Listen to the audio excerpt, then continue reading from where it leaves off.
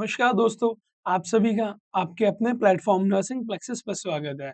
मैं आपका एजुकेटर बलराज शर्मा आज से एक नई सीरीज की शुरुआत करने जा रहा हूं, जिसके अंदर हम लोग हमारा सब्जेक्ट मेंटल हेल्थ नर्सिंग को कंप्लीट कवर करेंगे from the first chapter two last chapter. ठीक है, तो चलिए हम लोग शुरू करते हैं हमारे फर्स्ट चैप्टर से। हमारा फर्स्ट चैप्टर, ठीक है, जिसका नाम है इंट्रोडक्शन। तो आइए हम लोग यहाँ से शुरू करते हैं। अब आगे की तरफ हम लोग चलते हैं, उससे पहले मैं आप लोगों को क्लियर करना चाहूँ कि मेंटल हेल्थ, ठीक है, क्या होता है मेंटल हेल्थ? मेंटल हेल्थ पे जाने से पहले हम लोग सबसे पहले बात करेंगे हेल्थ की डेफिनेशन, ठीक है। बेसिक हेल्थ की डेफिनेशन आप लोगों ने फर्स्ट ईयर, सेकंड ईयर में कई बार पढ़ा होगा, तो हेल्थ की डेफिनेशन से आप सभी लोग क्लियर हैं। It is a complete state of physical, mental and social wellbeing. तो वहाँ पे भी हमारे पास जो नाम आता है वो आता है मेंटल वेलबींग, ठीक है। अब हम बात करते हैं मेंटल हेल्थ की। मेंटल वेलबींग होने के लिए किसी भी इंसान की जो मेंटल हेल्थ है वो अच्छी होनी चाहिए, ठीक है। अब आप सभी लोग देखिए, आपके सामने ये पिक्चर आ रहा है, इस पिक्चर में बहुत सारे लोग हैं। अब सपोज कीजिएगा यहाँ पे कि हमारा ये जो पर्सन है, ठीक है, हमारा ये जो पर्सन है, ये पर्सन की अगर हम मेंटल हेल्थ की बात करें, ऐसा कब होगा कि हम कह सकते हैं कि ये व्यक्ति हमारा मेंटली हेल्थी है? तो बेटा इसके लिए हमें ये देखना रहेगा कि ये जो व्यक्ति है, ये व्यक्ति एक बैलेंस की स्टेट में रहे, अपने साथ बाकी जो सराउंडिंग में जितने भी लोग हैं, उन सभी के साथ में एडजस्ट कर सके, कोऑपरेट कर सके। उसके अलावा एक हार्मोनी की स्टेज में रहे, जहाँ पे सभी लोगों के साथ में सद्भावना की तरह रहे और रियलिटी में जिए, खुद की रियलिटी में भी, और भी लोग वहाँ पर मौजूद हैं। मतलब इसको ये पता रहे ये अभी कहाँ पर है और बाकी लोग भी वहाँ पर मौजूद हैं, ठीक है। चलिए अब हम लोग किताब की डेफिनेशन देखते हैं। It is a state of balance between the individual, एक इंसान और उसकी सराउंडिंग, यानी कि यहाँ पे हमने इस इंसान की बात की थी। ये जो व्यक्ति है, ये व्यक्ति और इसकी जो कंप्लीट सराउंडिंग है, उसके बीच में बैलेंस कर पा रहा है, वो एडजस्टमेंट्स कर पा रहा है या नहीं कर पा रहा है, ठीक है। A state of harmony between oneself and others, खुद के साथ में वो व्यक्ति कितनी सद्भावना के साथ में, कितने पॉजिटिव थॉट्स के साथ में रह रहा है या नहीं रह रहा है, वो चीज़ हमारी इसके अंदर आएगी। और इसके साथ में हम लोग देखते हैं कि वो जो व्यक्ति है, वो रियलिटी में जी रहा है, खुद की रियलिटी और बाकी लोगों की, कि उसके आस-पास में जो लोग प्रेज़ेंट हैं, उनके बारे में उसको पता है या फिर वो अपनी कोई फैंटेसी वर्ल्ड में जी रहा हो, ठीक है? इसको हम कहते हैं मेंटल हेल्थ। अब चलिए आगे हम देखते हैं। इन द ईयर 1947, 1947 में हमारे पास एक साइंटिस्ट थे, एक फिलोसोफर थे, जिनका नाम था कार्ल मैनिग्नर। क्या नाम था जिनका? कार्ल मैनिग्नर। इन्होंने हमको मेंटल हेल्थ की एक डेफिनेशन दी। इन्होंने जो डेफिनेशन दी वो कुछ इस प्रकार है: an adjustment of human being to the world and to each other with a maximum of effectiveness and happiness।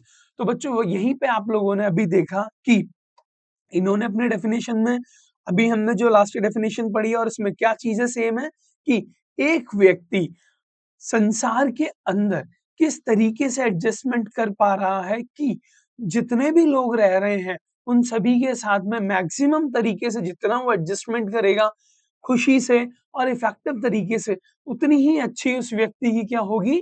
Mental health, ठीक है। इसके बाद में हम लोग आगे बात करते हैं अमेरिकन साइकियाट्रिक एसोसिएशन।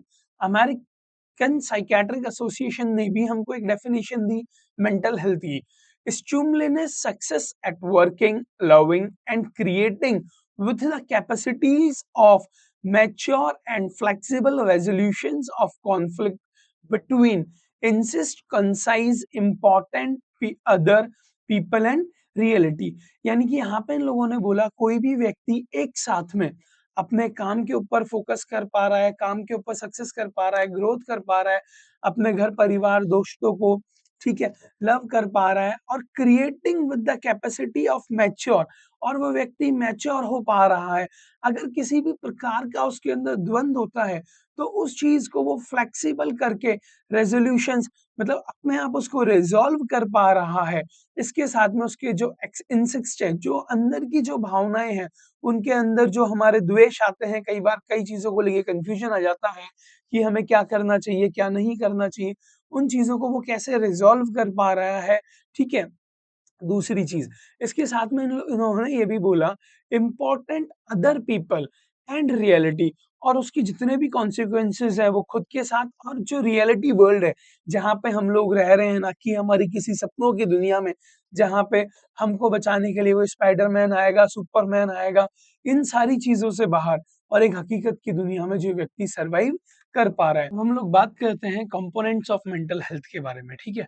तो देखिए, सबसे पहला जो कंपोनेंट ऑफ मेंटल हेल्थ है बेटा, वो हमारा है the ability to accept self, ठीक है? सेकंड कंपोनेंट हमारा जो है the capacity to feel right towards other, और जो हमारा थर्ड कंपोनेंट है the ability to fulfil life's task, ठीक है? अब चलिए, अब हम इन तीनों कंपोनेंट्स को अलग-अलग डिस्क्राइब करके देखते हैं। सबसे पहला हमारा जो कंपोनेंट है, वो निकल के आता है the ability to accept self, ठीक है? कोई भी व्यक्ति अपने आप को कैसे एक्सेप्ट करता है, तो इसमें आप देखिए, एबिलिटी टू एक्सेप्ट सेल्फ के अंदर मेंटली हेल्थी इंडिविजुअल, जो भी व्यक्ति एक है जो मेंटली हेल्थी है, वो बहुत ज़्यादा अपने आप को लेके कंफर्टेबल फील करता है कि हाँ, मैं बहुत आराम से मेरी लाइफ जी रहा हूँ। वो फील सेफ फील करेगा, सिक्योर फील करेगा, ठीक है? जो भी चीज़ें उसकी ज़िंदगी में शॉर्टकमिंग्स है, पढ़ाई में कमज़ोर है, पैसा कम कमा रहा है, नौकरी अच्छी नहीं है, या फिर कुछ लाइफ में प्रॉब्लम्स हैं, उन चीज़ों को एक्सेप्ट करेगा कि हाँ यार, ये चीज़ें नॉर्मली होती हैं, और मैं मेहनत करके मैं आगे ज़िंदगी में ग्रो हो जाऊँगा और इन सारी चीज़ों का मैं सॉल्यूशन निकाल लूँगा। अब यहाँ पे हम कह सकते हैं कि उस व्यक्ति के पास में अपने आप को लेके क्या है, सेल्फ रिस्पेक्ट भी प्रेज़ेंट है। ये नहीं कि मैं कहीं भी किसी भी के लिए कहीं भी चला जाऊँगा और कुछ भी करने लग जाऊँगा, नहीं, उस व्यक्ति के पास में सेल्फ रिस्पेक्ट भी प्रेज़ेंट होता है। आप लोग अब देख लीजिए, a mental healthy individual feels comfortable about himself, he feels reasonably secure and adequately accept his shortcomings, in other words he has self respect, ठीक है? अब चलते हैं हमारे सेकंड कंपोनेंट पे। हमारा सेकंड कंपोनेंट क्या था? बेटा, हमारा सेकंड कंपोनेंट था the ability to feel right towards others, ठीक है? अब sorry, the capacity to feel right towards others, ठीक है? अब इसके अंदर आप लोग देखिए, जो व्यक्ति होता है उसके पास कैपेसिटीज होती हैं कि वो और लोगों के बारे में भी सही सोच सके, ठीक है? तो यहाँ पे हम लोग देखते हैं, an individual who enjoys good mental health is able to be sincerely interested in others welfare. जो व्यक्ति दूसरे लोगों का भला चाहता है, या दूसरे लोगों के अच्छे के अंदर वेलफेयर में अगर उसका इंटरेस्ट होता है, इसका मतलब क्या है कि उसके पास कैपेसिटी है कि वो और लोगों के बारे में भी एक पॉजिटिव सोच रख सके, ठीक है? इसके बाद में हम लोग देखते हैं इसका सेकंड पॉइंट, उस व्यक्ति की जो उसके जितने भी दोस्त हैं, फ्रेंड्स हैं, सर्कल्स हैं, रिश्तेदार हैं, उन सभी के साथ में दोस्ती, रिश्तेदारी एक बहुत लंबे समय तक चलती है, ठीक है? और सभी लोग उसके साथ खुश भी रहते हैं। Third point, he is able to feel a part of group without being submerged by it. किसी भी ग्रुप का अगर वो व्यक्ति एक हिस्सा होता है, जैसे 5 दोस्त हैं बीच में, ठीक है? 5 लोगों का अगर कोई भी ग्रुप है, ये मान के चलिए हमारा वो इंडिविजुअल है जिसके बारे में हम लोग बात कर रहे हैं, ठीक है? तो ये व्यक्ति इन पाँचों के साथ भी रहेगा, तो इसको कभी यहाँ पे ऐसा महसूस नहीं होगा कि मुझे दबाया जाता है, मेरी बातों को कभी रखने नहीं दिया जाता, ठीक है? इसके बाद में जिस भी व्यक्ति के पास में एक कैपेसिटी रहेगी दूसरों के लिए अच्छा राइट एटीट्यूड रहेगा दूसरे लोगों के लिए, वो व्यक्ति हमेशा रिस्पॉन्सिबिलिटीज लेगा अपने नेबर्स के लिए, अपने दोस्तों के लिए, अपने भाइयों के लिए, अपने रिश्तेदारों के लिए, ठीक है? कि अगर कोई भी चीज़ कर दी, हाँ, मैं कर दूँगा, मैं साथ में चलूँगा, आपके एक ज़िम्मेदार नागरिक की तरह, एक आपके अच्छे दोस्त की तरह का, एक अच्छे आपके पड़ोसी की तरह आपके साथ में हमेशा रहेगा, और ज़िम्मेदारी से जो भी काम उसको दिया जाएगा, वो उसे संपूर्ण पूरा करेगा। इसके बाद में हम लोग देखते हैं हमारा थर्ड कंपोनेंट। बेटा थर्ड कंपोनेंट हमने देखा था the ability to fulfil life task. अब इसके अंदर जो भी व्यक्ति होता है उसकी जो ज़िंदगी के जितने भी टास्क होते हैं, उन सबको वो फुलफ़िल करता है। और हमारी ज़िंदगी में सबसे इम्पोर्टेंट हमारा टास्क क्या होता है कि हम खुद के बारे में सोचें कि भैया मुझे नर्सिंग करनी है। नर्सिंग करने के बाद मुझे क्या करना है? मुझे गवर्नमेंट जॉब करनी है, सीएचओ की जॉब करनी है, नॉसेट क्लियर करना है, रेलवे क्लियर करना है, ईएसआईसी क्लियर करना है, एकेडमिक्स में जाना है, रिसर्च में जाना है, अब्रॉड जाना है, मुझे क्या चीज़ करनी है? खुद के बारे में भी तो सोचो। और जो वो व्यक्ति है, जितने उसके अंदर पोटेंशियल्स हैं, उन पोटेंशियल्स के अकॉर्डिंग अपने बारे में सोच पा रहा हो और अपने जो डिसीजंस है वो खुद ले पा रहा हो। इसके बाद में अगर उस व्यक्ति को कोई भी प्रॉब्लम आती है, ठीक है? तो उस प्रॉब्लम का सॉल्यूशन भी वो खुद ही अपने आप निकाल लेगा, ठीक है? ये नहीं कि प्रॉब्लम आ गई और हम लोग बैठे हुए हैं कि प्रॉब्लम आ गई, कोई बात नहीं, आ जाने दो। इसके बाद में ये जो व्यक्ति होता है, ये इसकी जो दैनिक ज़िम्मेदारियाँ हैं, ठीक है? उन दैनिक ज़िम्मेदारियों से दूर नहीं भागता किसी भी परिस्थिति में, चाहे से किसी भी प्रकार का इसको डर हो, गुस्सा हो किसी से प्यार करना हो, किसी भी गिल्ट में अपनी ज़िंदगी जीना। ये सारी चीज़ें आपको ये सारी चीज़ें अगर इसकी लाइफ़ में हो रही हैं, तो इन चीज़ों को लेते हुए ये व्यक्ति कभी भी अपनी दैनिक दिनचर्या, अपनी जो डेली रिस्पॉन्सिबिलिटीज़ हैं, जो उसके कंधों पर हैं, अगर स्टूडेंट है तो उसकी मोस्ट इम्पोर्टेंट रिस्पॉन्सिबिलिटी है पढ़ाई करना। अगर पढ़ाई कंप्लीट हो चुकी है, जॉब कहीं पे कर रहा है, अपनी फैमिली को सपोर्ट करना तो बिज़नेस करना। ये नहीं कि आपको गुस्सा आ गया या जॉब में जाने से आपको डर लग रहा है, आप किसी के प्यार में हो तो आप जॉब नहीं जा रहे हो या फिर आपने गलत कंपनी जॉइन कर ली, कोई छोटी पोस्ट आपको मिल गई, सैलरी कम है, ठीक है? तो वहाँ पे आप गिल्ट की वजह से नहीं जा पा रहे हो कि किसी ने आपको कुछ बोल दिया, नहीं। ऐसे सिनेरियो में व्यक्ति इन सारी चीज़ों को ओवरकम करके और अपनी रिस्पॉन्सिबिलिटीज़ को भी फुलफिल करता है। आगे हम लोग बात करते हैं अब क्राइटेरिया फॉर मेंटल हेल्थ। अगर हम किसी भी व्यक्ति की मेंटल हेल्थ का स्टेटस अगर चेक करना चाहें कि ये व्यक्ति मेंटली हेल्थी है या नहीं है, तो उनके लिए हमारे पास में ये क्राइटेरिया है बेटा, जिसके अंदर हम लोग क्या चेक करते हैं किसी भी व्यक्ति की जो मेंटल हेल्थ है, वो मेंटल हेल्थ कैसी है, ठीक है? तो सबसे पहला हमारा जो पॉइंट है, वो है एडिक्वेट कॉन्टैक्ट विथ रियलिटी। जो भी आपका इंडिविजुअल है, उस व्यक्ति की जो रियलिटी दुनिया, अपनी सपनों वाली दुनिया नहीं, जो हकीकत की दुनिया जहाँ पे वो आज प्रेजेंट में है, उस दुनिया के साथ में उसका कितना अच्छा कॉन्टैक्ट है। उसको पता है कि हिंदुस्तान में क्या हो रहा है, ये नहीं कि हाँ, सुपरमैन कल आएगा, बैटमैन परसों आ रहा है और दोनों अमेरिका में लड़ेंगे और अमेरिका को तहस-नहस कर देंगे और फिर अगले दिन अखबार में फोटो-वोटो आएगी, ठीक है? कि मैं तो सो रहा हूँ आराम से, ऊपर वाला जब भी देगा छप्पड़ फाड़ के देगा, तो जिस दिन ऊपर वाला देगा मेरी छत फटेगी और मेरे पास बहुत सारा सोना आ जाएगा। भैया अगर कोई व्यक्ति ऐसी रियलिटी लाइफ में अगर कोई भी व्यक्ति ऐसी फैंटेसी लाइफ में जी रहा हो, तो उसका मतलब क्या है? उसका रियलिटी से कोई भी कॉन्टैक्ट नहीं है। कॉन्टैक्ट विद रियलिटी, जो मेरी ये हकीकत की दुनिया जहाँ पे आप हो, मैं हूँ, हम लोग क्या कर रहे हैं? आप कॉलेज जाते हो या कॉम्पिटिशन की तैयारी कर रहे हो, आपने कितनी पढ़ाई करी है, आपको जॉब की कितनी ज़्यादा ज़रूरत है, वो सारी चीज़ें। इसके बाद में सेकंड पॉइंट हम देखते हैं control of thoughts and imagination. हमारे जो विचार हैं और हमारी जो इमेजिनेशन पावर है, उन उन चीज़ों के ऊपर हमारा कंट्रोल होना चाहिए। ये नहीं कि हमारे थॉट्स हमारे कंट्रोल में नहीं है, हम कुछ भी सोचे जा रहे हैं, कैसा भी सोचे जा रहे हैं और सोचने के बाद में और ज़्यादा सोचे जा रहे हैं, ठीक है? इसके बाद में थर्ड पॉइंट आता है हमारा efficiency in work and play. हम अब यहाँ पे वर्क एंड प्ले, प्ले का मतलब आप गेम से भी ले सकते हो या फिर जो भी कार्य आप करते हो, ठीक है? एफिशिएंसी इन वर्क, अगर आप पढ़ाई करते हो, अगर आप जॉब पे हो, अगर आप हॉस्पिटल के अंदर स्टाफ नर्स हो, अगर आप किसी कॉलेज में ट्यूटर हो जो पढ़ा रहे हो, तो यहाँ पे आपकी एफिशिएंसी होनी चाहिए अपने काम में और जो भी चीजें आप करते हो वो पॉजिटिवली होनी चाहिए। ये नहीं कि आप किसी से गुस्सा हो, नाराज हो, किसी और चीज से परेशान हो, तो आपकी जो काम करने की जो पोटेंशियल है, जो पावर है, वो डिस्टर्ब हो रही है। उसके बाद में फोर्थ पॉइंट आता है हमारा सोशल एक्सेप्टेंस। हमको सोसाइटी जैसी है, जो है वैसे एक्सेप्ट करनी चाहिए, ठीक है? ये नहीं कि सोसाइटी हमारे अकॉर्डिंग चलेगी। फॉर एग्जाम्पल आप लोगों ने एक मूवी देखी होगी जॉनी लीवर की, जिसके अंदर जॉनी लीवर थे, हमारे अनिल कपूर जी थे, ठीक है, रात में चलते थे, होली पे दिवाली मनाते थे और दिवाली के दिन होली मनाते थे, मन करता था उस दिन जन्माष्टमी और मन करता था उस दिन हमारे गणेश चतुर्थी मनाते थे, गणेश जी का विसर्जन करते थे। तो बेटा वो सारी की सारी चीजें क्या है, सोशल एक्सेप्टेंस नहीं है, सोसाइटी उनको एक्सेप्ट नहीं कर पा रही है, और जब सोसाइटी ने मनाना शुरू किया तो वो सोसाइटी को एक्सेप्ट नहीं कर पा रहे थे। हमारी समाज में जो चीजें हो रही हैं वो सारी चीजें हमको एक्सेप्ट करनी पड़ती हैं। हमारी सोसाइटी के अगर कोई भी रूल्स एंड रेगुलेशंस हैं तो उनको वो सारे के सारे रूल्स और रेगुलेशंस हमको क्या करने रहेंगे, फॉलो करने रहेंगे।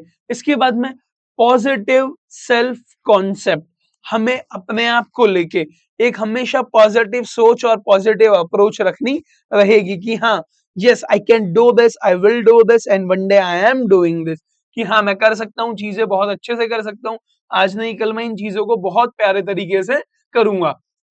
इसके बाद में ए हेल्थी इमोशनल लाइफ, हमारी जो लाइफ है वो भी हम हेल्थी तरीके से और इमोशंस के साथ जी रहे हैं, कभी खुश हैं कभी दुखी हैं, तो कभी भी इन चीजों को लेके हमें बहुत ज्यादा कोरिलेट या फिर मिक्सअप नहीं करना है। हमारी लाइफ है बहुत सुकून और बहुत प्यार से कट रही है। अब हम लोग देखते हैं इंडिकेटर्स ऑफ मेंटल हेल्थ। ठीक है, कि बेटा हमारी जो मेंटल हेल्थ है इसके क्या क्या इंडिकेटर्स हैं।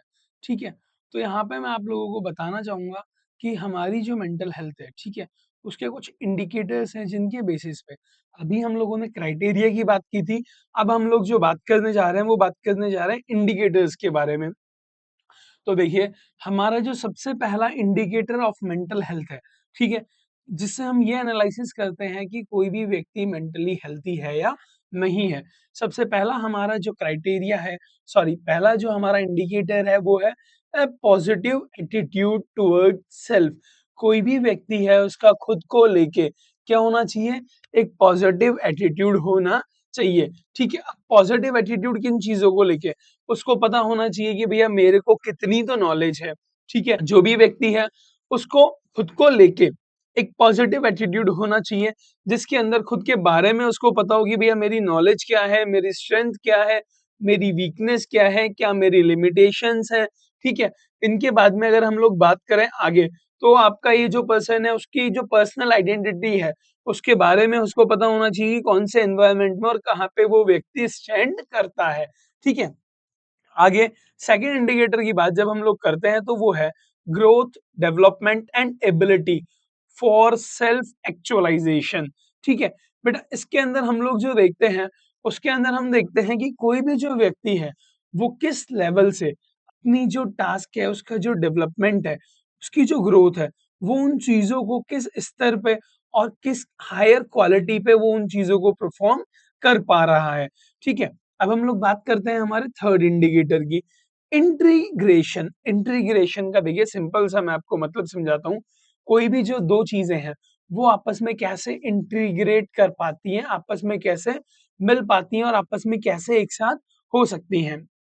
ठीक है, अब यहाँ पे हमारा जो मेंटल हेल्थ का इंडिकेटर है इंटीग्रेशन, इसके अंदर हमारे पास क्या चीज है, इसके अंदर आप लोग देखिएगा जो इंटीग्रेशन है इसके अंदर हम लोग बेसिक सी बात करते हैं और बहुत सिंपल सी और छोटी बात करते हैं कि जो भी वो व्यक्ति है वो अपने एनवायरनमेंट के साथ में इंटीग्रेट हो पा रहा है या नहीं हो पा रहा है, एनवायरनमेंट के साथ में मिल पा रहा है नहीं मिल पा रहा है, सबको रेस्पॉन्ड दे पा रहा है या नहीं दे पा रहा है, जो एंजाइटी उसके पास आ रही है उस एंजाइटी को वो कंट्रोल कर पा रहा है या नहीं कर पा रहा है।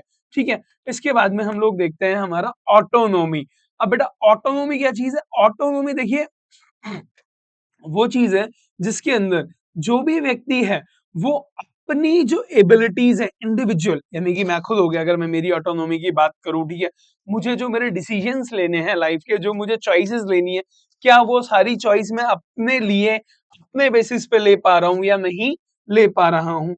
अगर मैं अपने डिसीजंस, अगर अपनी चॉइसेस अगर मैं मेरे अपने बलबूते पे अपने खुद के दिमाग और खुद के विचार से मैं ले पा रहा हूँ, ठीक है, और जो चीजें मैंने ली हैं, हाँ यार मेरा डिसीजन था, ये चीज गलत हो गई तो हो गई, ठीक है, उसके जो भी कॉन्सिक्वेंसेस आएंगे उनको मैं ही फेस करूंगा। ये चीज हमारी किस में आती है, ऑटोनॉमी के, ऑटोनॉमी के अंदर। अब देखिएगा ऑटोनॉमी के अंदर जो भी रिस्पॉन्सिबिलिटीज हमने ली थी, खुद की ली हो या दूसरों की ली हो, उन चीजों को बारे में हम काम करते हैं और उन चीजों को हम फुलफिल करते हैं। इसके बाद में नेक्स्ट हमारा आता है परसेप्शन ऑफ रियलिटी। परसेप्शन का मतलब परसीव करना, किसी भी चीज को देख के, सुन के, सूंघ के, हमारे पांचों सेंस को काम में लेके हम क्या परसीव कर पा रहे हैं, उसको देखने के बाद में हमारे दिमाग में क्या चीज प्रोसेस हो पा रही है, उसे हम क्या कहते हैं, परसेप्शन।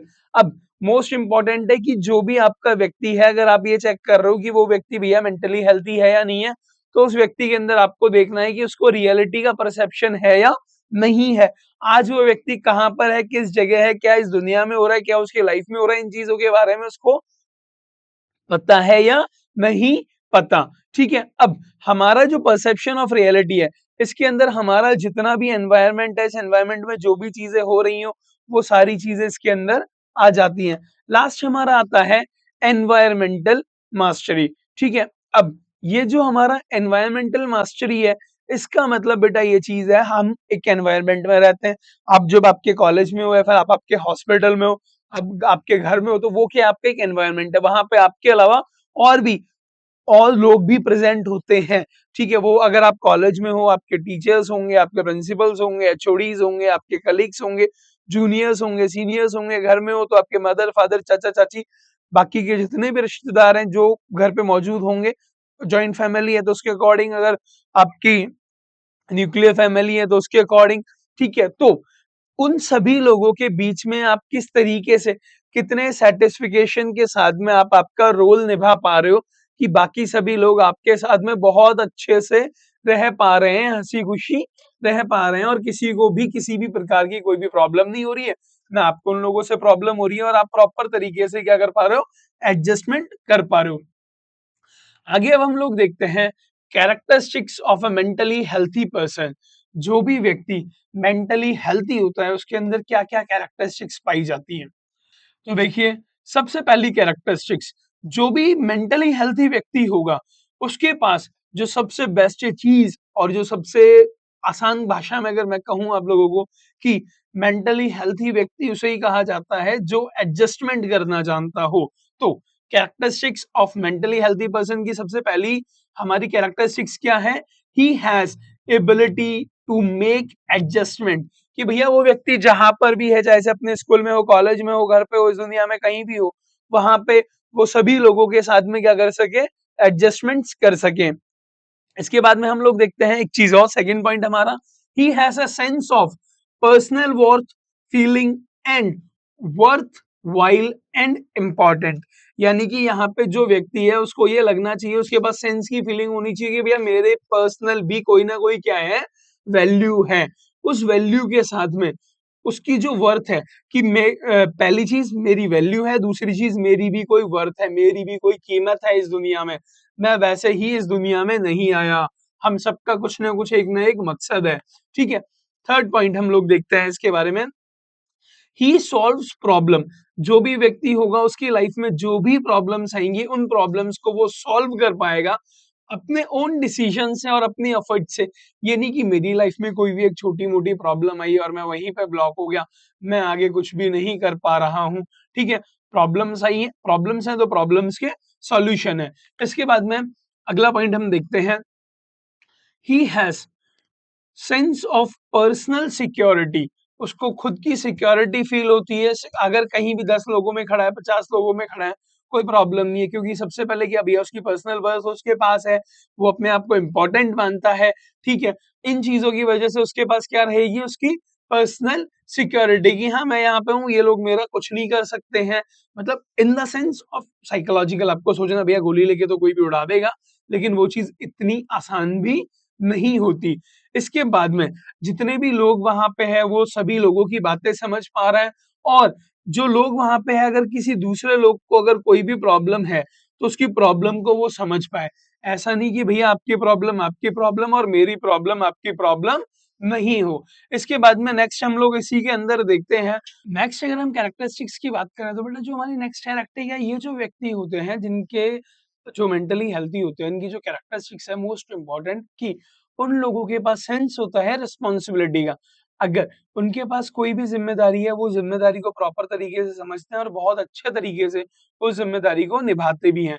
इसके बाद में ये जो कैरेक्टरिस्टिक्स है हमारी लास्ट है ये, ठीक है, he can give and accept love. वो लोगों को प्यार दे भी देते हैं और लोगों से प्यार एक्सेप्ट भी करते हैं। ठीक है, कुछ और हमारी कैरेक्टरिस्टिक्स हैं जिनको भी हम डिस्कस कर लेते हैं। He lives in a world of reality then fantasy, यानी कि अपने सपनों की दुनिया में जो मेंटली हेल्थी व्यक्ति है वो कभी भी नहीं रहेगा। वो कौन सी दुनिया में रहेगा? हमारी हकीकत की दुनिया में रहेगा। He shows emotional maturity in behaviour, जो व्यक्ति का बिहेवियर है उस बिहेवियर के अंदर वो व्यक्ति हमेशा क्या करेगा? एक इमोशनल मैच्योरिटी शो करेगा। ये नहीं यार कि मेरे 5 रुपए गिर गए तो मैं रोने लग जाऊँगा 5 घंटों के लिए। सर मेरी जो एज है वो आज के डेट में 25 साल के आसपास है और 30 साल के आसपास है, ठीक है? आप लोगों की एज भी 20 साल, 22 साल, 25 साल होगी, ठीक है? हो सकता है कुछ की कम भी हो। अब अगर आपके 5 रुपए गिर गए, 10 रुपए गिर गए, आप कहाँ कॉपी में होमवर्क कर रहे थे या अपनी असाइनमेंट बना रहे थे, अगर आपका 1 असाइनमेंट गुम गया, 2 असाइनमेंट गुम गया, फाइल चोरी हो गई, तो इसका मतलब ये थोड़ी है कि आप 5 दिन के बच्चे की तरह रोने लग जाओगे। आप घर पे जा रहे हो, घर वालों को बोलो नहीं मुझे कुरकुरे दिलाओ और बच्चे की तरह, छोटे बच्चे की तरह आप वहाँ पे टेम्पर टेट्रम दिखा रहे हो। टेम्पर टेट्रम के बारे में जानना है, तो वो अपन कवर करेंगे जब अपन लोग पीडियाट्रिक सीरीज शुरू करेंगे। ठीक है, बहुत जल्द वो भी हम शुरू करने वाले हैं। अब यहाँ पे हम लोग देखिए जो व्यक्ति, बेसिक सी बात है, जो भी व्यक्ति मेंटली हेल्थी होगा वो अपने इमोशनली मैच्योरिटी दिखाएगा। अब इमोशनली मैच्योरिटी क्या होती है? वो कैपेसिटी होती है जिस कैपेसिटी के अंदर एक जो व्यक्ति होता है वो टॉलरेट कर पाता है फ्रस्ट्रेशन और डिसअपॉइंटमेंट्स को। ठीक है, जितने भी फ्रस्ट्रेशन और डिसअपॉइंटमेंट्स उसको हो रहे हैं जिनकी वजह से वो परेशान है, उन सारी चीजों को भी वो मैनेज करेगा। इसके बाद में हम लोग नेक्स्ट पॉइंट देखते हैं इसी में, he has developed a philosophy that gives meaning and purpose to life. भैया उस व्यक्ति ने अपने जिंदगी का एक उद्देश्य बना लिया, एक फिलॉसफी बना ली है और वो जो पॉइंट है वो उसकी लाइफ को एक वैल्यू देता है, एक मीनिंग देता है। और मोस्ट इंपॉर्टेंट, उस व्यक्ति का बहुत सारी चीजों में इंटरेस्ट रहेगा और हमेशा उसकी जो लाइफ है वो बैलेंस रहेगी अपने काम में, अपने रेस्ट में और रिक्रिएशन में।